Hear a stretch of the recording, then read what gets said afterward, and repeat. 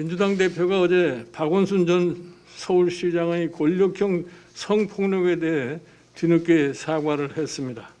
하지만 이제 선거 때가 되니까 선거 악재를 털어낸다는 정략적인 발상에서 마음에도 없는 사과를 급조했다는 비판의 목소리가 매우 높습니다. 며칠 전 피해자뿐만 아니라 아버지, 어머니, 동생 명의로 각각 현 상황과 민주당을 개탄하는 입장문을 발표한 바가 있습니다. 그만큼 피해자와 가족들의 마음의 상처가 깊다는 것을 잘 보여준 형태입니다. 그동안 민주당은 권력형 성폭행을 사죄하기는커녕 당 차원에서 2차 가해를 가하는 등 피해자에게 씻을 수 없는 상처를 주어왔습니다. 듣도 보도 못한 피해 호소인이라는 말까지 만들어내며 시종일관 가해자를 옹호하는 등 범죄 은폐 및 축소를 지속적으로 시도해왔습니다. 심지어 여성운동가 출신 여당 여성 의원은 가해자에게 수사기밀까지 유출을 했습니다. 특히 많은 국민들이 반대에도 불구하고 박정 시장 장례를 서울시장으로 강행하는 등 가해자를 영웅 취급하는 비상식적인 태도를 보였습니다.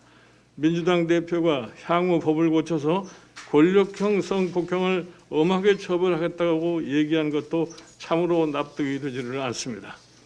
규칙 사유가 있을 경우 보선에 공천하지 않는다는 소위 문재인 당헌까지 고쳐서 자당 후보를 내려고 시도하는 당이 바로 민주당입니다. 이런 사람들이 권력형 성폭력 처벌 강화법을 만든다니 정말 넌센스가 아닐 수가 없습니다. 50보 100보이긴 하나 최근 성추행 사건이 벌어진 정의당에서 즉각 사과문을 발표하면서 직위해제를 의결하고 보선 무공천을 검토 중인 것과 극명하게 대비된다는 지적이 나오고 있습니다. 민주당이 사과의 진정성을 입증하려면 지금이라도 보선 무공천을 선언하고 피해자와 국민에게 속고되어야 할 일입니다. 아울러 권력형 성폭력을 휘두른 전직 시장들에 대해 출당, 제명 조치 등 당 차원에서 엄중한 문책이 따라야 할 것입니다. 특히 가해자와 가족들이 촉구한 대로 가해자에게 수사기밀을 유출한 여당 의원에 대해 출당 등 강력한 조치가 있어야 할 것입니다. 이런 책임 있는 조처가 따르지 않는다면 민주당 스스로 사과 호소인임을 드러내는 것이라고 볼 수밖에 없습니다.